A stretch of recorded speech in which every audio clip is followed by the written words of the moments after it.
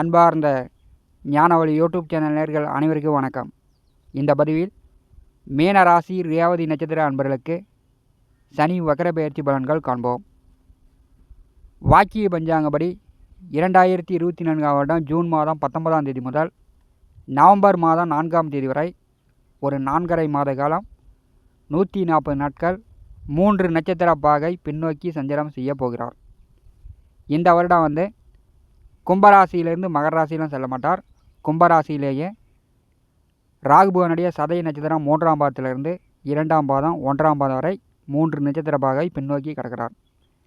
தற்போது சனி பகவான் கும்பராசியில் வர்க்கோத்தம நிலையில் சஞ்சாரம் செய்கிறார். கும்பராசியில் சனி நவாம்ச கட்டத்தில் கும்பம் மகரம் தனுசு வரை பின்னோக்கி முன்னோக்கி செல்லப் போகிறார். தமிழ் வருடப்படி குரோதி வருஷம் ஆனி மாதம் 5ஆம் தேதி முதல் ஐப்பசி மாதம் 18ஆம் தேதி வரை சனி வக்கர பெயர்ச்சியின் மூலம் ரேவதி நட்சத்திர அன்பர்களுக்கு எந்த மாதிரியான பலாபலன்கள் நடக்கும் என்பதை இந்த பதிவில் காணலாம். நம்முடைய ஞானவழி யூடியூப் சேனலை பார்த்து கொண்டிருக்கக்கூடிய அன்பர்கள், இதுவரை சப்ஸ்கிரைப் செய்யாத அன்பர்கள் மறக்காமல் நம்முடைய சேனலை சப்ஸ்கிரைப் செய்து கூட இருக்கின்ற ஆல் பட்டனை அழுத்திங்க. நன்றி. ரேவதி நட்சத்திர அன்பர்களுக்கு இந்த சனி வக்கர பெயர்ச்சி உங்களுக்கு குட் நியூஸ் என்றே சொல்லலாம். தனம் வாக்கு குடும்பஸ்தானத்திற்கும் பாக்கியத்திற்கும் அதிபதியான செவ்வாய் மேச ராசியிலிருந்து ரிஷபம் மிதுனம் கடகம் இந்த 4 ராசிகளில் மட்டும்தான் இந்த வருடம் முழுவதும் சஞ்சாரம் செய்ய போகிறார். செவ்வாயினுடைய பலம் மீன ராசி ரேவதி நட்சத்திர அன்பர்களுக்கு மிக பலமாக இருக்கிறது.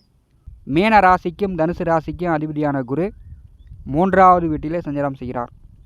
கோச்சாரத்திலே சுபகிரகம் 3, 6, 8, 12ஆம் வீடுகளில் வரும்போது சுப பலன்கள் கட்டுப்படும். அதாவது 3ஆம் இடம் என்பது முயற்சி ஸ்தானம்.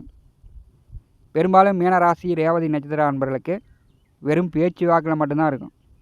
அதை செயல்படுத்த முடியாது. இதை செய்வேன், அதை செய்வேன், இப்படி செய்வேன், அப்படி செய்வேன்னு நீங்கள் சாதனை மேல் சாதனை செய்யக்கூடிய ஒரு பேச்சாக தான் இருக்கும். அதை நீங்கள் செயல்படுத்த முடியாது. முயற்சி செய்வதற்கு குருபகவான் 3வது வீட்டில் அமர்ந்து கொஞ்சம் தடுமாற்றத்தை ஏற்படுத்துவார். ஜென்ம ராசியிலே ஜென்ம நட்சத்திரத்திலே அமர்ந்திருக்கக்கூடிய ராகு ஆனி மாதம் 1ஆம் தேதி முதல் சனி பகவானுடைய உத்திரட்டாதி நட்சத்திரம் 4ஆம் பாதத்திற்கு சென்று விடுகிறார்.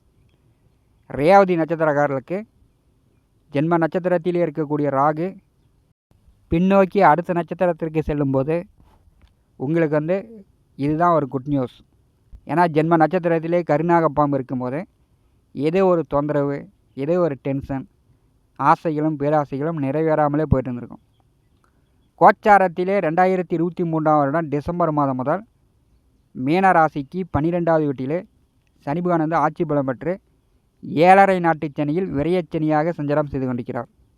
ஏறத்தாழ கடந்த 6 மாதமாக மீன ராசி அன்பர்களுக்கு 7½ நாட்டு சனியில் விரயச்சனி.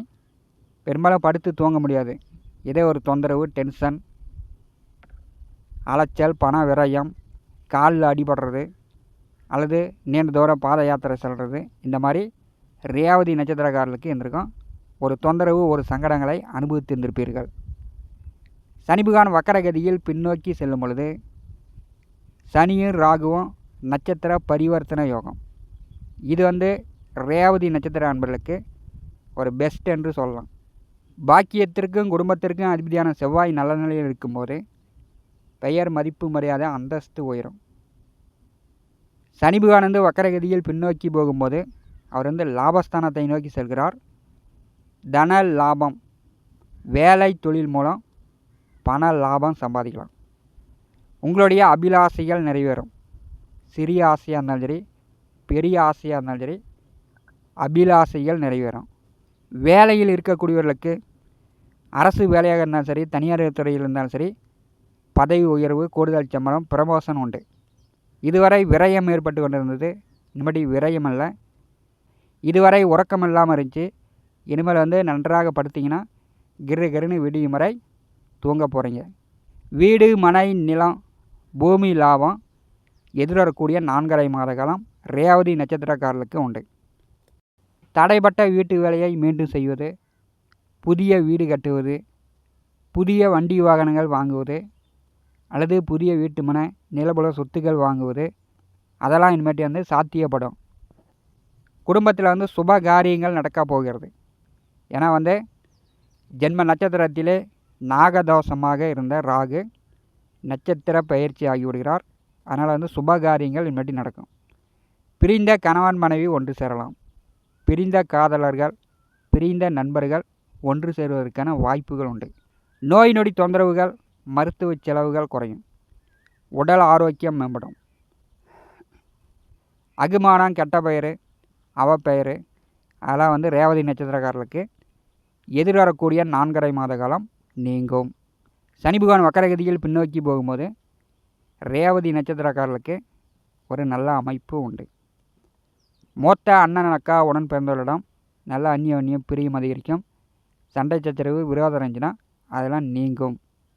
விவசாயம் செய்து கொண்டிருப்பவர்கள் விவசாயத்தில் நல்ல மழை பொழியும். தகுந்த நேரத்தில் தகுந்த காலத்தில் நீங்கள் வந்து பயிர் பண்ணலாம்.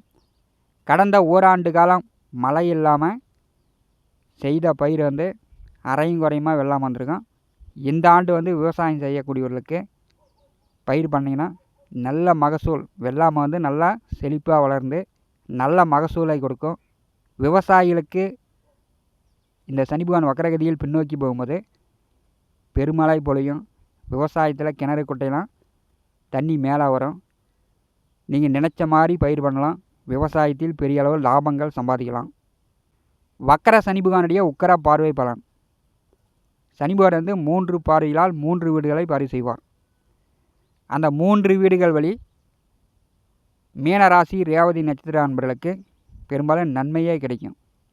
ஏன்னா சனி பகவான் கோச்சாரத்தில் 3, 6, 11ஆம் வீடுகளில் வரும்போது பெரிய அளவு பண லாபத்தை ஏற்படுத்துவார். இதுவரை நல்லதாக இருந்துச்சு, என் வாழ்க்கையில் கஷ்டம் இல்லை, நல்ல வேலை இருந்துச்சு, நல்ல வருமானம் இருந்துச்சு அப்படின்னு சொல்லக்கூடியவர்களுக்கு வக்கர சனி பகவானுடைய உக்கர பார்வை மூலம் கொஞ்சம் சங்கடங்கள் வரக்கூடிய வாய்ப்புகள் உண்டு. அது வந்து உங்களுடைய சுய ஜாதகத்தில் சந்திர திசையோ சந்திர புத்தியோ நடக்கக்கூடியவர்களுக்கு சில சங்கடங்கள் வரும். 7.5 நாட்டு சனி நடக்கும்போது சந்திர திசையோ சந்திர புத்தியோ நடந்துச்சுன்னா குடும்பத்தில் வந்து எண்ணற்ற குழப்பங்கள் ஏற்படும். கணவன் மனைவிக்குள் பிரிவு, பிரச்சனை, குடும்பத்தில் சண்டை சச்சரவுகள் வரும். சந்திர திசையோ சந்திர புத்தியோ நடக்கக்கூடியவர்கள் மட்டும் கொஞ்சம் கவனமாக இருக்கணும்.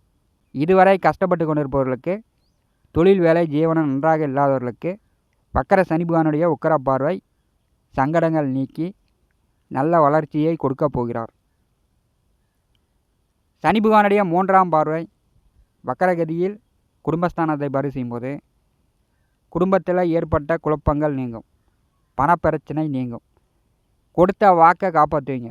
நீங்கள் வந்து சொன்ன சொல்லை காப்பாற்றுவீங்க. உங்கள் சொல் வந்து குடும்பத்தில் எடுபடும். நீங்கள் சொன்னீங்கன்னா குடும்பத்தில் உங்கள் பேச்சை கேட்பாங்க. சொல் வாக்கால் சாதித்து கொள்ளலாம். சனி பகவானுடைய 7ஆம் பார்வை அவர் வந்து பின்னோக்கி போய் 5ஆம் வீட்டையும் 6ஆம் வீட்டையும் பார்வை செய்து போல் பகை, கடன், நோய், போட்டி பொறாமல் நீங்கும். பழைய கடன், பழைய பாக்கி இருந்துச்சுன்னா ரேவதி நட்சத்திரக்காரர்கள் கொடுத்து அடைக்கலாம். வேலையில் இருக்கக்கூடியவர்களுக்கு உயர் பதவி, கூடுதல் சம்பளம், ப்ரமோஷன் உண்டு.